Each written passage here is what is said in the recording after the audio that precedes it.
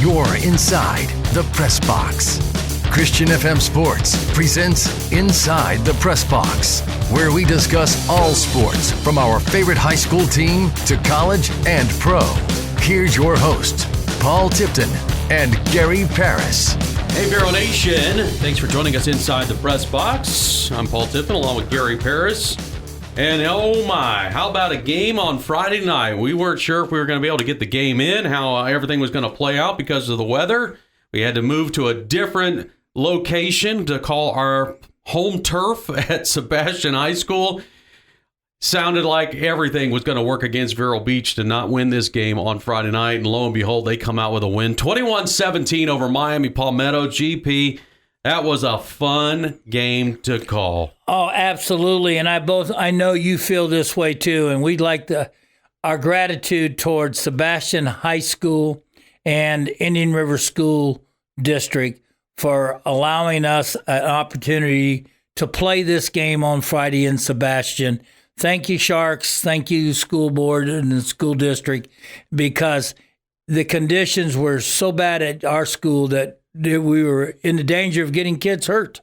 And that's the first priority is the health and welfare of our student athletes. And we would not wanted to have played on that field. Lenny, the assistant superintendent, all of them looked at it and they decided it's not in good condition. It's not playable. So a decision was made, and we just our gratitude to Sebastian for allowing us to make that change real quick. And we got up there, and it turned out to be a little rain before, but a beautiful night for football. Yeah, well, we heard that old familiar sound of that horn going off early when we got there, and we all were like, oh, no, here we go. But, man, I tell you what, God was good to us. He diverted the weather and allowed us to get that kickoff on time.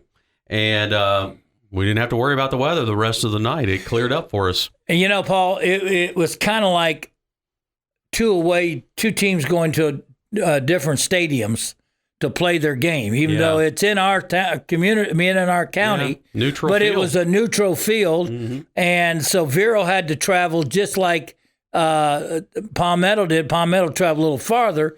But it was a game where they were ready to play. It didn't matter what field they played on. They were ready to come out and play football, and they wanted to play Vero Beach. They were at 1-3, probably the best 1-3 team in the state of Florida in this stage of the game. There's only one other team that I think is probably maybe a little better is Treasure Coast right now as a same record, 1-4 now. Yeah, and both those teams have played the toughest schedule in the state of Florida, and so it was a great game for us because it was a barometer. I always say, and you've heard me use this over the years.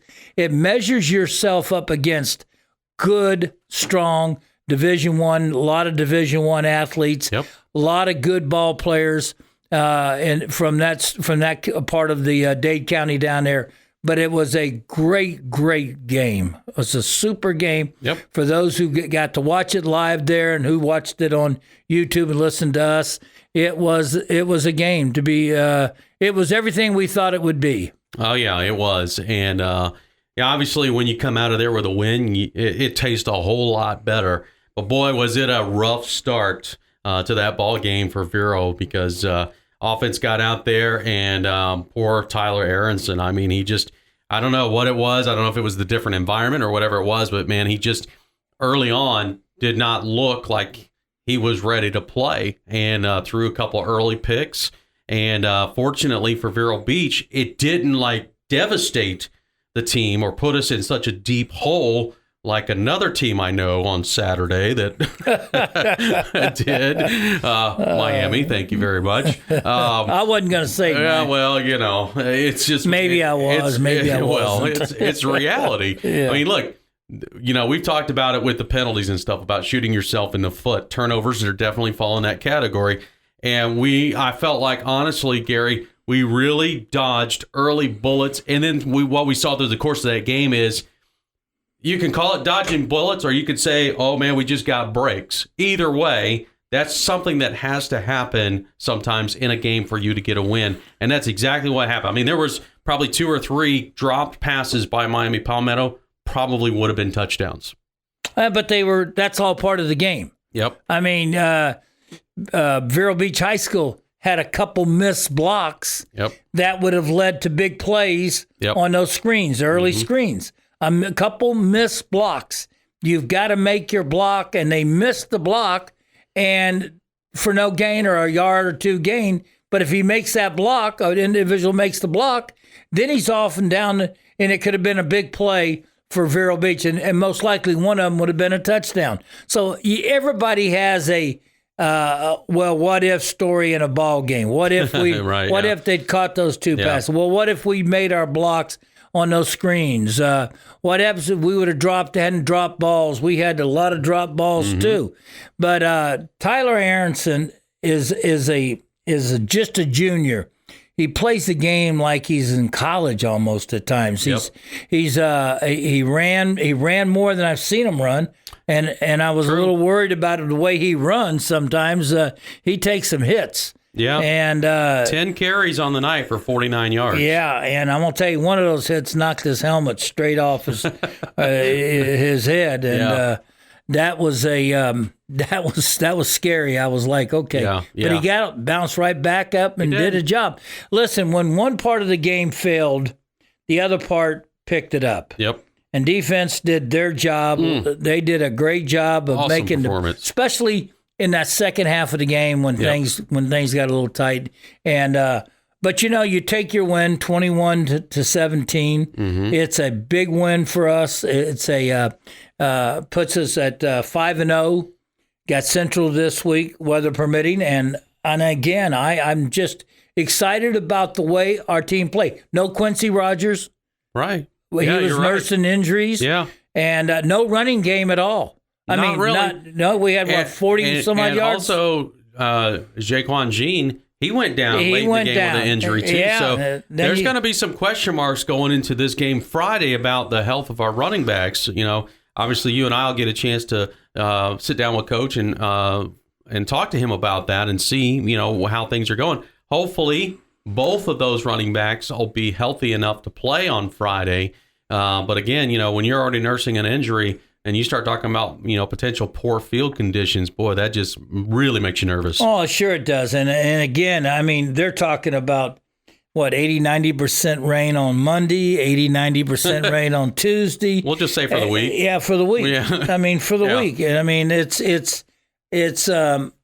nervous as a coach, and you don't but it's not just Vero Beach is having this problem. This is going to be all over the state. It is. Yeah. It's going to be all over the state. It's a big storm. Everybody knows we're not Ian. It's coming in across the Tampa, but the bands are out on the east side, and there'll be lots of rain come up and stuff we're all familiar with. We really would rather not have it, but it is part of Florida life, and so we just got to learn how to deal with it. Obviously for Vero Beach, I think the question right now is, can we play at the Citrus Bowl? Because how many days are we actually going to have some dry weather to let that field dry up enough for it to be played on? That's a big question mark, Gary. Boy, I don't have the answer. I don't even think Coach Jay has that answer right now. We're doing this podcast on Monday, and here beginning of the week, and they're calling, like I say, for rain this afternoon, and every day it seems like, and I don't have that answer. I just wish I could. Well, let's just be honest. Would we be surprised if we're playing at another location? No. I don't. I think you're right. I think it all depends. Now Central shares their stadium with Westwood. Right. So if Westwood is a home game, most likely they're at home, and Vero rules that may be a problem. Yeah. There's a lot of solutions that you and I don't have to worry about because we don't make those decisions. Yeah, thankfully. And ours might be the wrong one. Exactly. Yeah, exactly. But what a great win it turned out. There was a great crowd. And again, what a great crowd! Fantastic. Of Vero Beach traveled up there, and we've had over 5,400 hits. Well, I've watched it on the YouTube also, and 4,900 of those are Gary, but yeah. No, it was. We got a great audience out there that come back. We do, and I really do appreciate that. Vero Nation checking out our broadcast. But he had the governor of the state of Florida was it was there. Awesome, yeah. Yeah, he came by and shook hands with both sides. They went to both sides. And John Santucci showed up. Yeah, John it's a big game when John shows up. I mean, and but the guys with the governor walking around, shaking hands to the players and the coaches. That was cool. He went out and did the coin really toss. Nice. Yeah, it was nice. But he's not a stranger to our area. No, he's not. He's been here a couple times, and he's like everybody else. He wants to move here. I got a house I can sell you. Come on. Yeah. But Gary, let's talk about this game a little bit more. I mean, it was obviously back and forth, and we talked about this. It was like that heavyweight battle where we saw haymakers coming from Palmetto, then we saw haymakers coming from Vero Beach. At the end of the first half, Vero Beach goes to the locker room up 14-7. You're going, well, okay, we survived the first half. Let's see what happens in the second half. Boy, I tell you, late in that game, it was a little nerve-wracking because I wasn't sure if we were going to be able to pull it out. But, Derek said something in our ears through the course of that broadcast, and he said, big-time players show up for big-time games. And I think that is apropos when you talk about somebody like Dre Jacobs. Oh, my goodness. He was wanting to play. Give me the ball. Feed me the ball. Yep. Get it to me any way you can. Mm-hmm. And they were trying to double team him. Yep. They tried to press cover him, and they were just any way they could to stop him.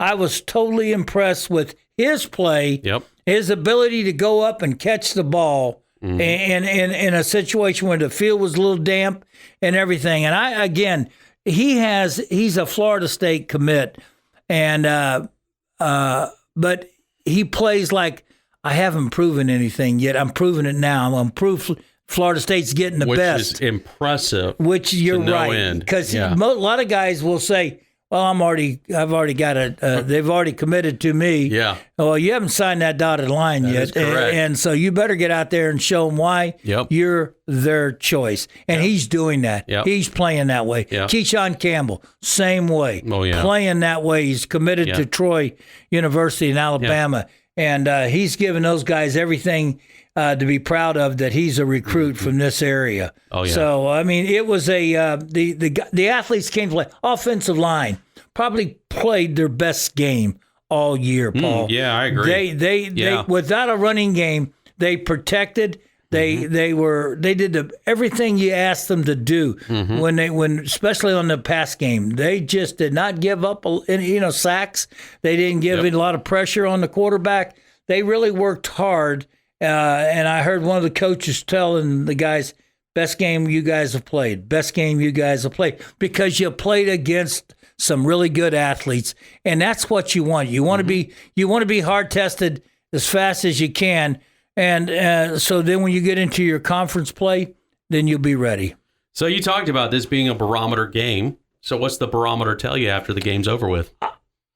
You got hit in the mouth right off the bat. Vero Beach, they came out. It was like a heavyweight fight. They punched Vero right smack in the mouth, and went down and scored. And Vero bounced back and bounced back again to get 2 scores in the first half. We knew it was a dogfight. We knew it was going to be where you got the two big dogs going at each other.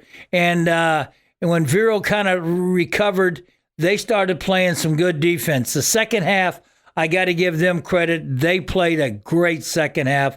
Offensively, they were able to put up 10 more points on the board, and the field goal kicker their kicking game was phenomenal. Yeah, they had a field goal kicker that could probably he booted a 25-yarder, but we watched him warm up. He was hitting 50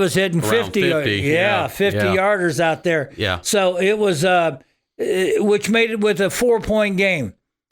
But you know what? Our defense said no. So the question becomes, how good is Vero Beach at this stage? Do we know? Well, I think we're a team that's undefeated because we've beat everybody we played. I mean, we went out and beat them. I mean, that's true. That is a fact. That is a fact. We outscored everybody we played. Yes, that is true. But I think that we overcame some.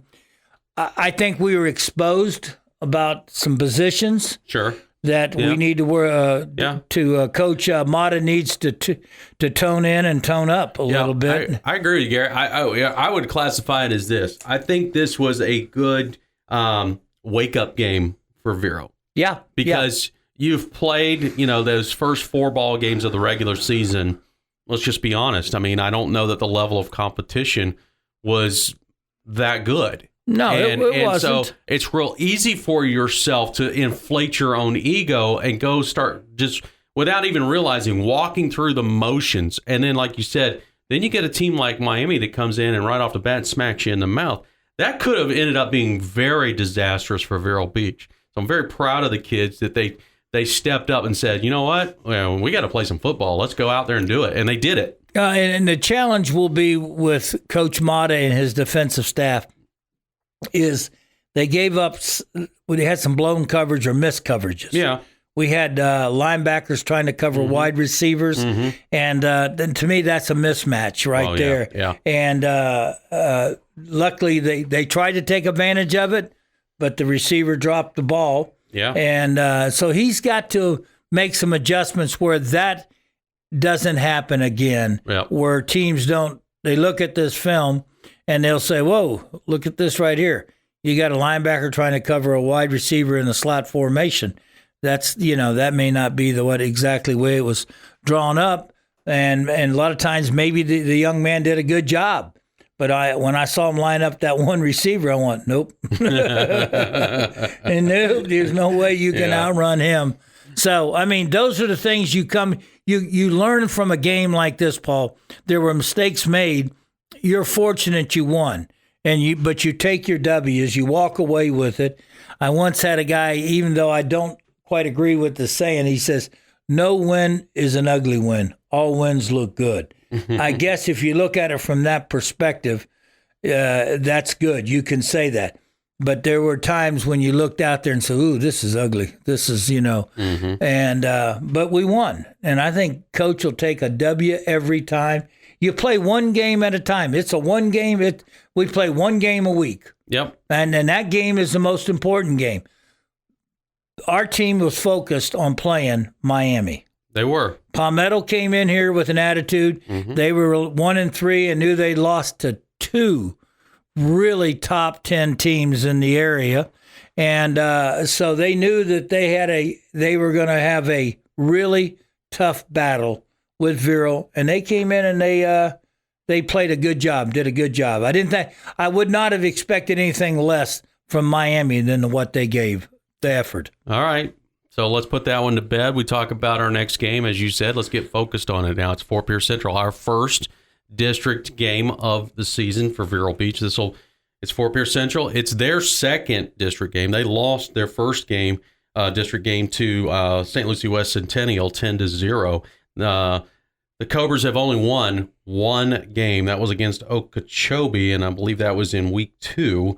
So they're coming off a loss to Palm Bay last week, 14-7. They still have hope here with district play.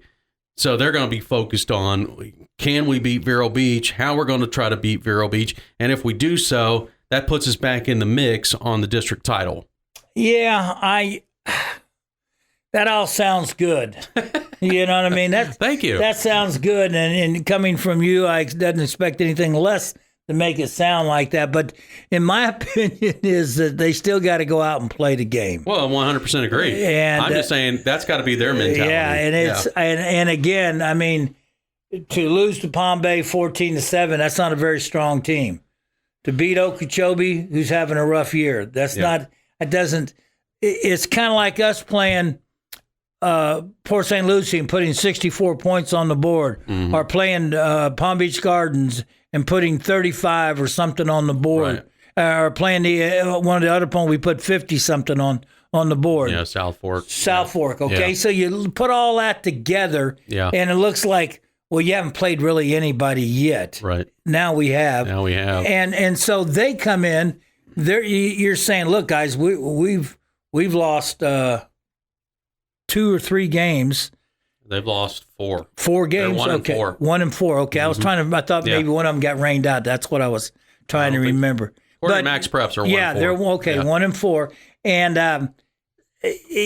Paul, listen, we're supposed to win. True. So here's my attitude and Coach Jay probably, I don't know if he thinks like this or not, but you got to, when you're supposed to win, you got to prepare to play to win. Yeah. You're supposed to win.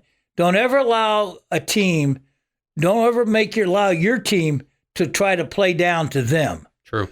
You make them play up to you. Yeah. You make them work to get to play you. And if they can't do it, then you're going to win the ball game. Yeah. But if you sit down and if you end up playing down to them, you make a lot of mistakes, you turn the ball over, and then you give them life.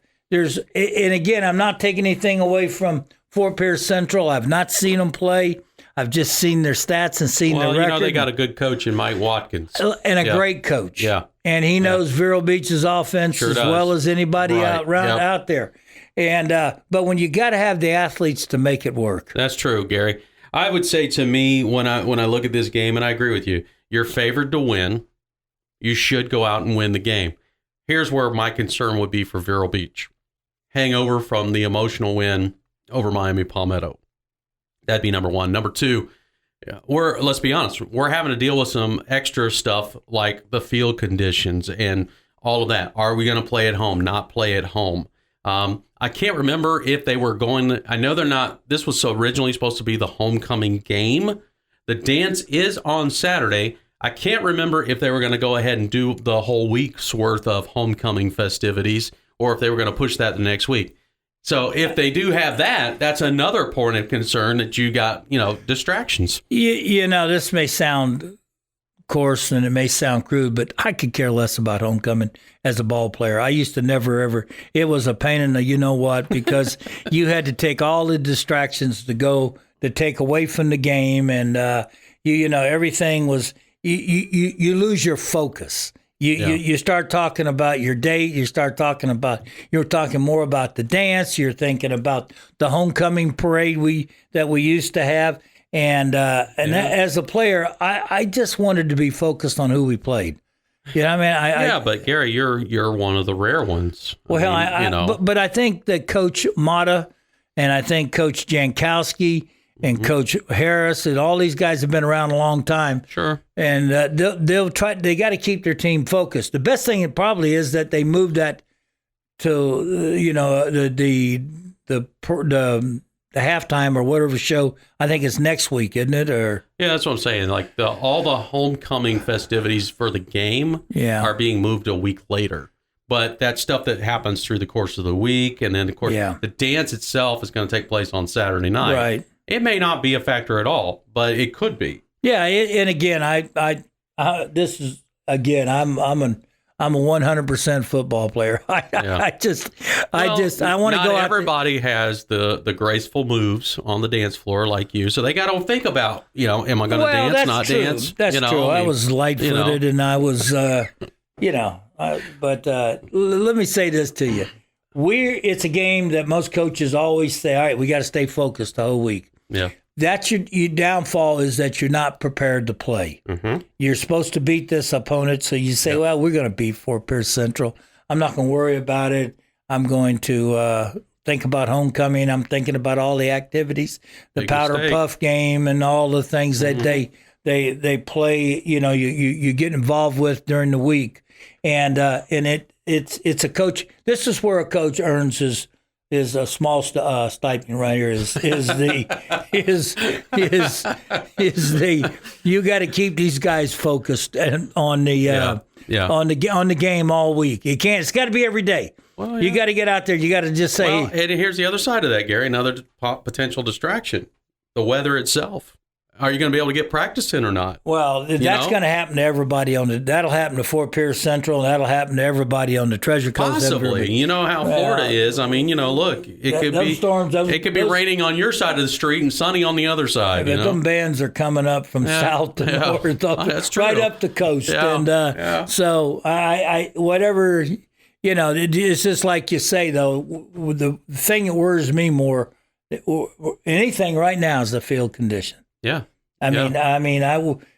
Sebastian probably is at home this week, probably, and Central is here. That means Westwood is down there at their stadium, and I don't know where we could find a place to play. Yeah, I know last week, without naming a bunch of names and whatnot, but they were looking at a lot of different fields before they were able to lock in with Sebastian. So you never know. It's like you said, you're going to have to go through a lot of different schedules to see what field is potentially open, and is that school or school district willing to let us play there? You don't know. No, you don't know. So you're right. Weather is a factor that coaches. I coached JV today. We got rain coming in. We're about 3:00. It's supposed to be heavy rain. So what do? It's from 3 to 4:30. It looks like there'll be a lot of rain. We got to make a decision because unlike the high school kids, these kids don't drive.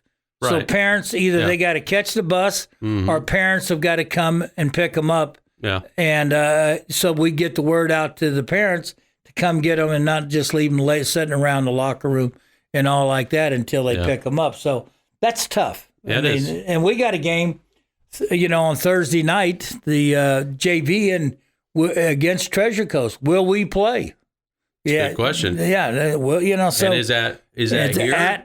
At Treasure Coast. Oh, at Treasure Coast. Okay. Yeah, no. You think Coach Jay would let us play on Thursday? No, I don't think so. But tear that field up. Well, you never know. Yeah. I mean, he likes you. I mean, I don't know. But, just the idea that. Well, if I can't, it's going to be tough. If I can't, you can't. You can't either. Yeah, I don't blame him. So those are all the things that we got to worry about this week on football. Football is a fun thing, and it's a game that you never know what's going to happen. You just don't know what's going to happen. Right. I've been broadcasting for 41 years at Vero Beach High School and UCF for 27 years. The other night, UCF won a game with only 49 yards passing against Georgia Tech. And I have been here in all my years, 27 years of broadcasting at UCF. I've never seen where we won a game with 49 yards passing. Yeah. But you never know. Right. We had close to 300 yards rushing. It just wasn't me. It just worked out that way, and our defense played. Let me see. The professor always says, what? Give or take what's given to you. Exactly. So that was what was given to you, my friend. Take what's given to you. We missed some opportunities, but they did give credit to their defense. It was a good game. We won by 17, so we were supposed to win. Yeah. And we won. Yeah, and then you got a coach fired. Way to go. Good job. Yeah. All right. Poor Jeff Collins. Yeah, well. All right, well, for Vero Beach, we'll wait and see. That has kind of been our little mantra. Oh, we're not going to talk about Miami, Middle Tennessee? Oh, I'm sorry. Go ahead and wrap it up. Well, there's really not a lot to talk about. I mean, other than, there was a butt whooping to be had, and Miami just took it, didn't they? Yeah. Wow. We kid each other all the time, folks. It's FSU being... FSU, congratulations, my friend. I know, but I'm going to tell you what. I've always said this. I hate to see us be 24th or 25th in the country right now. Yeah. When you've won 4 games and you've won a couple good ones, but you still got the meat of your schedule to go. Yeah. You don't want your guys to get overconfident. You don't want your fans to get overconfident. You just want to earn those W's every week. Well, all I can say is at least a couple of teams that represent this state were able to get wins this week. So we'll see what happens next week. All right, we've been inside the press box. Thanks for joining us. As always, go Indians. Thanks for joining us inside the press box. For more, go to ChristianFM.com.